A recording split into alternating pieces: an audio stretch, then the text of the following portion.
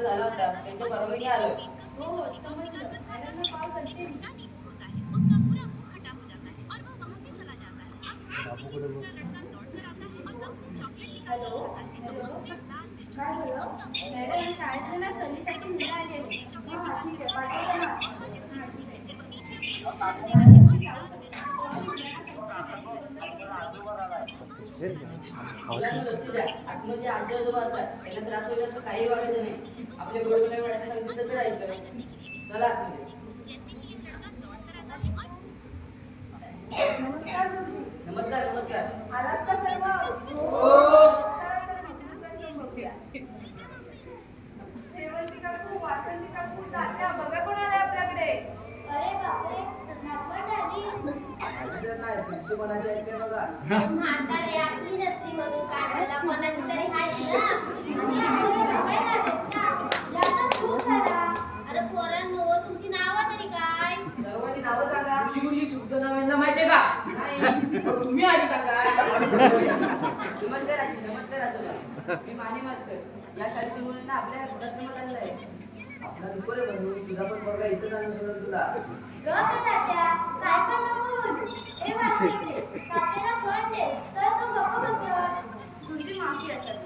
आमचे गुरुजी असे आमचे तात्या असेच आहे. चला सर्वांनी नावे सांगा. माझं नाव सुद्धा. माझ्या देवा. माझं सासके. माझं नाव फिरोज. छान आहेत नावे सर्वांची. पण मॅडम, वृद्धाश्रम म्हणजे काय? वृद्धाश्रम म्हणजे ज्या मुलांना आपले आई वडील जड होतात ते त्यांना म्हातारपणी हिताला सोडतात किंवा ज्यांना आपले मुलबाळ नसते त्यांना म्हातारपणी हितात यावे लागते त्याला वृद्धाश्रम असे म्हणतात. पण मॅडम का सोडतील त्यांना मुलं? कारण की त्यांना जड झालेले असतात. त्यांची अडचण भासू लागते. पण आमची अडचण मोठी झाली ना पोरं आता. मी त्याला होऊ नये म्हणून त्यानं मला इथं आणलं. पण त्याला कधीच समजलं नाही की तो माझ्यासाठी कधीच होत नव्हता म्हणून. 9 महिना या पोटात वाढवताना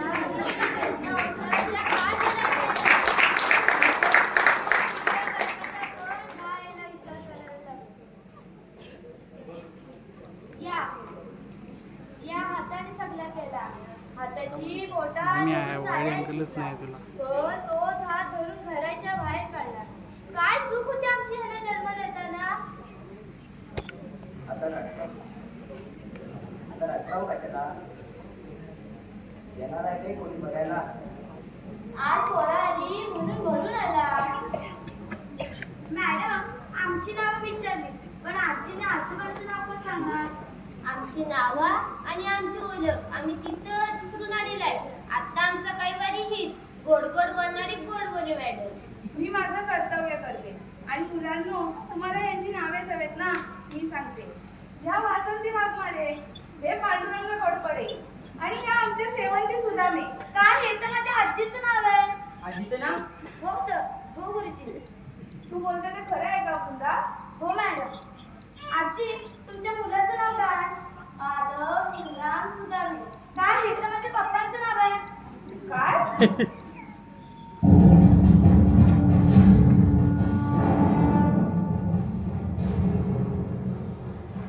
पण वृंदा तू बोलते ते खरं आहे का? हो मॅडम. हे बाला, काय ग काय झाला? सगळा सेम आहे म्हणून मी तुझी काय घरी कोणी आजी नाही. अरे वासंते, तुझा पण कोण सेम नाव झालंय ते बघ. अरे तात्या, तुझा पण कोण नातू झालंय ते बघ.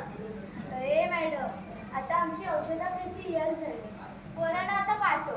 बाकीचं पण बघायचं असेल ना. पण वृंदा बोलते ते खरं? त्याची त्याला आता आम्हाला आराम करू दे म्हणून. अगं चिडतेच कशाला तिच्यावर? तिच्याशिवाय आपल्याला कोण आहे?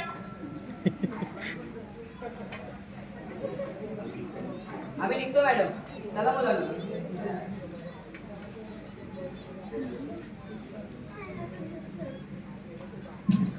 गुरुजी रागावू नका. आमच्या काकू पहिल्यांदाच चिडल्या. माफी असावी. नाही असू दे. तुम्ही आम्हाला इथे यायला परवानगी दिली यातच दंड देता. वृद्धाश्रमात याची सहल आमची यशस्वी झाली यातच निघतो आम्ही. मॅडम, आज काकूंचा आवाज कसा वाढला? नक्कीच काहीतरी झालं. चला आज जाऊन पाहू. नेहमी शांत सरळ असणारे आमच्या काकू अचानक चेहरा लाल कसा काय झाला आणि ती मुलं शिकायला आली होती. अशी वागणूक मिळाली तर काय शिकतील ती मुलं? काकू बोला काहीतरी. अगं हे शेवंती काय झाला तरी काय? नाच होती गं, सख्खी नाच.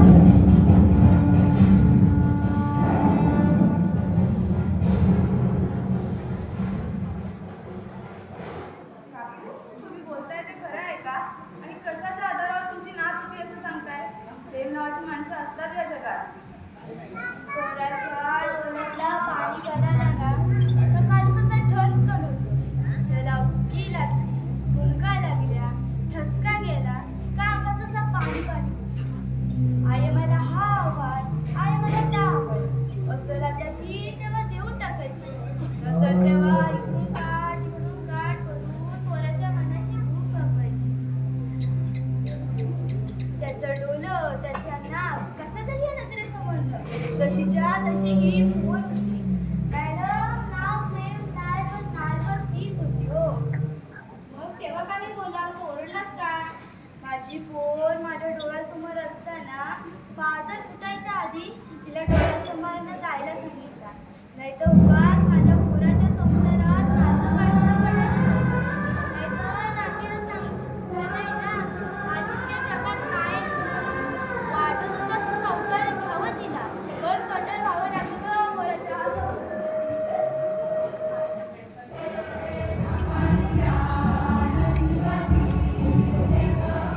कशी म्हणते, रडू नको आता.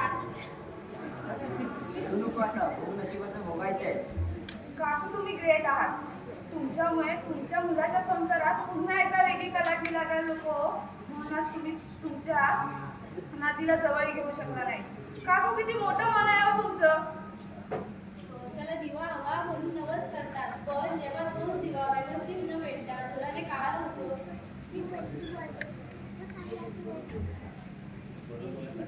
बरोबर बोललात साठे मॅडम. इतकं सहन करून सुद्धा शेवंती काकूसारख्या अनेक वृद्ध असतील जे आपल्या मुलाच्या संसाराचा विचार करून वृद्धाश्रमात डोळ्यातील पाणी डोळ्यातच आठवून आहे. आपल्या 5 मुलांना एका झोपडीत सांभाळू शकतात, पण तीच 5 मुलं मिळून आपल्या 2 आई वडिलांना एका बंगल्यात सांभाळू शकत नाहीत. हेच आजच्या पिढीचं दुर्दैव. ह्या शिक्षकांनी इथं सहल आणली म्हणून ह्या मुलांच्या मनात नक्कीच काहीतरी रुजलं असेल.